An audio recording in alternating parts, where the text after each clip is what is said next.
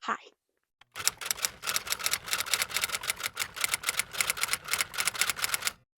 Yes, I clipped this onto a random pad, but the pad's important for the video. Anyway, hi, welcome to this week's video. I've been sitting and thinking about this for a little bit. I have wanted to do more videos for newly chronic ill people, like the kind of videos I would want to see when I first started, and this was something I had originally thought was just going to be like a short video, like a vertical one on TikTok or something, but the more I actually thought about it, the more I realized that I actually really wanted to dive into this a lot more. So, wow. Welcome to, what was that called? How to schedule your life now that you have a chronic illness or chronic pain. If this is the first video you're seeing of mine, hi, hello, nice to have you. Hope you enjoy. But if it's, I just lost my train of thought. Give me a minute. Also, yes, you are getting me with still slightly damp hair and no makeup because I do not care enough to dry, or well, I do care. I just don't have the energy to dry my hair and do my makeup. You get neither. I hope that's okay. So yes, if this is your first time seeing me, hi. I have been chronically ill for the last 10-ish years. We'll be closing in on 11 years soon. Next month, actually. With that, I have learned a thing or two, and I just have been trying to share that as much as I can. One thing you might not know about me, whether you've been here or not, is that I am very good at scheduling. I have been for a very long time. I am 100% the friend in the friend group that everybody turns to is like, we want to do all of these things. I'm like, all right, let's figure out a way to do this so none of us lose our sanity or each other. But I really get this from my mom because this is a huge part of her work is scheduling and scheduling people in a way that is the most effective thing. Did I even explain that correctly? A big part of my mom's job is finding the most efficient way to do things, so she ends up doing a lot of scheduling. That's what I wanted to say. So a lot of my skills come from her, but I have been very good at this, and it was really helpful, especially back in 2020, because not only was there a global pandemic, it was my first year of college. So, learning and figuring out the best way for me to schedule my time now that I was at home on my own doing my schoolwork was important. And something's happening. Finn's guarding the top of the stairs. I don't know what's happening. I'll figure it out later. Whatever happened is now solved. I didn't need to be involved, so that's good. So, back to what I was saying. So, back in 2020, I was trying to figure out the best way to schedule just my college stuff, and it really took me all 4 years of college to really get to a good groove of what works, and I want to now share that. So if you've seen any of my college videos from the past that I had filmed, you know that I always talk about this spreadsheet that I would do. So because you would get all of your assignments from the syllabus literally your first day for the entire time of your course, I would take all of those assignments, put them in a spreadsheet, divide them by each week, and then I would go week by week and do the assignments that I could do based on when they were due and what my energy level was. And I realized that this was probably the most effective way to do any sort of scheduling with a chronic illness. So that's what I want to show today, is a kind of version of that. I'm just going to hold this for the rest of it because I actually wrote it down. That's why I'm filming on my back camera, so I don't have to flip this screen. It's just here. So the best way I can tell you to schedule your time is to, instead of doing a daily to-do list, do a weekly to-do list. But before I even get into this, back up. This is just a suggestion. This is what worked for me. It might not work for everybody, but if you're really struggling and you just need something to try to get through it, you can start with this and take the things that you liked from it and the things that you don't and tweak it to fit you and your needs in your life. So, the biggest thing that I do, that I still do to this day, I just do it slightly differently, is to, instead of doing a daily to-do list, do a weekly to-do list. Might not sound a whole heck of a lot different, but it's a lot easier to look at your entire week and say, here are all the big things that I need to get done this week because they are due, there's an appointment, your boss wants them in on work on time, whatever it happens to be, because then you can start picking and choosing what you want to do. So you can see here on my list, there's a lot going on. For me, this week specifically, I have that I'm filming this video that you're watching. I need to edit said video that you are watching. I need to do the laundry. I need to make a few phone calls to doctors. Fun. I want to schedule a haircut. I need to make sure that I clean my room. A weekly kind of cleanup reset thing. And we're taking a trip down to Portland, Maine for my sister's appointment that I am going with her with. So those are the things on my list this week. Every day, if we were going back to my college example, I would kind of gauge what my energy was for the day. And if I had a lot of energy, I would do something that was really hard to get it out of the way. But if I had very low energy, then I would try and stick to as easy things as possible so that I at least get something done off my list instead of getting absolutely nothing. This is where the numbers come in. So when you have your list of all the things that you need to do this week, I like to number them 0, 1, 2, or 3. So this is pertaining to energy levels. I tried to keep it as simple as possible for this, especially if you've never done anything like this before. So you can always adjust this to what makes the most sense for you. I just thought numbers would be the most accessible to understand. So an activity that is 0 energy means that you could sit and it doesn't take up any of your energy. You don't have to use energy to do this thing. You also aren't necessarily going to gain any energy. That's not what I wanted to say. Hold on. Let me start over. 0 energy means that the activity is something that is not going to cause you to spend any energy. 1 means you are going to need to put in some effort, but you know that it's not going to be a lot of effort, just a very minimal amount to do the thing. A 2 would be something that's a little more in the middle, where you need to put in like a dedicated amount of energy, like you really need to focus on it kinda to really make sure that you get it done well. And a 3 would be something that is going to take up a lot of your energy and most likely a lot of your time as well. So like filming today would be a 2. I need to be very like on and dedicated to this to make sure that the video gets filmed, where an edit would be a 3 because that's a lot more involved for me, not just making sure I get the edits correct, but also it's just a lot of sitting, which can be very painful for me.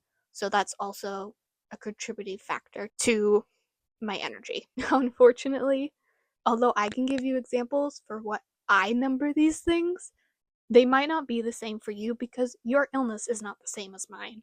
Even if we have the exact same diagnosis, they can vary wildly from person to person. If you don't really know what to really number these things, start with the idea of doing that task.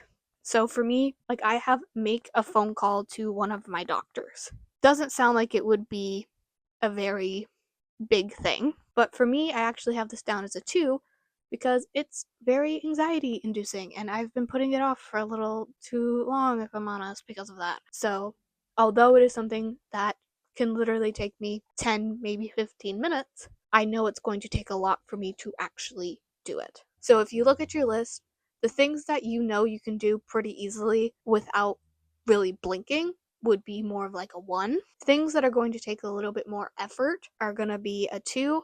And things that are going to take up a lot of your time and effort, or you know is going to cause you pain to do them, maybe not just pain, but some sort of trigger to whatever illness you have, but you need to do it, then that would be a 3, because that's the best way to explain it. So once you have your weekly list and everything numbered, you can kind of pick day to day based on how you are feeling what you can handle.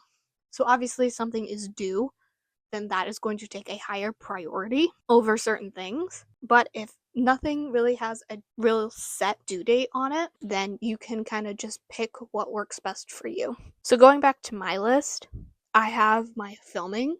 I needed to film this today so that I have time to edit it for all of you.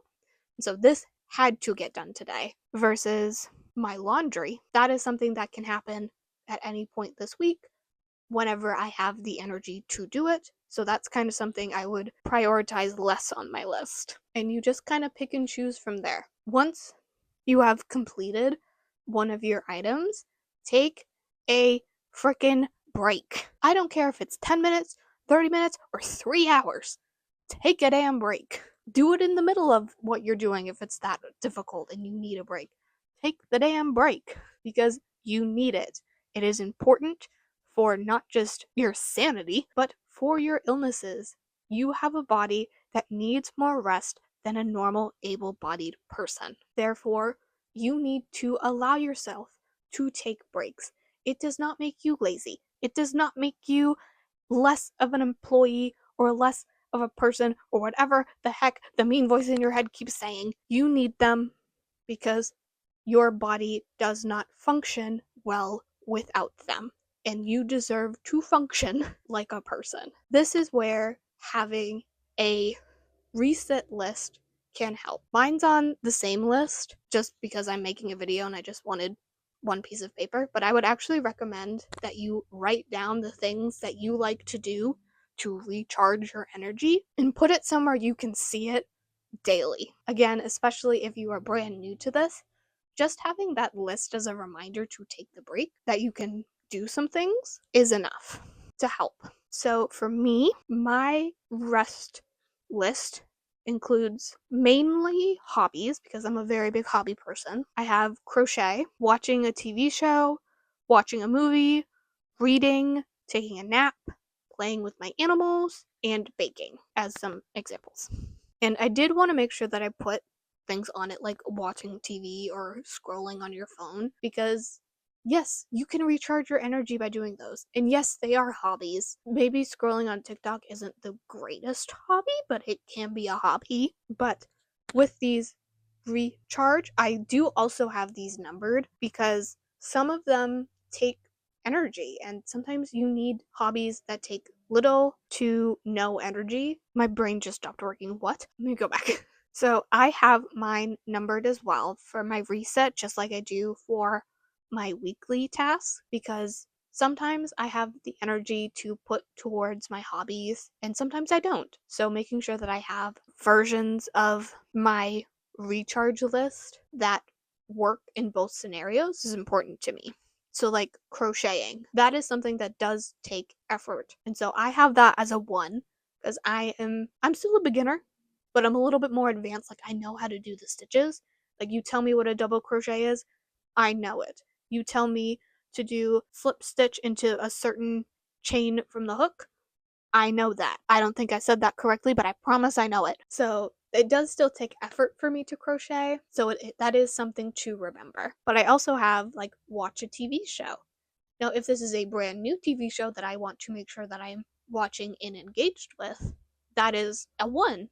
That is something I want to put some effort into. But if I want to put no effort in because I am completely depleted of energy and I just need to lay in my bed while a TV show plays, I will rewatch something. Gravity Falls is a favorite of mine. Cars from Pixar's is a favorite of mine. I don't really have a reason for that. It just is. Yeah, no, I really don't have a reason.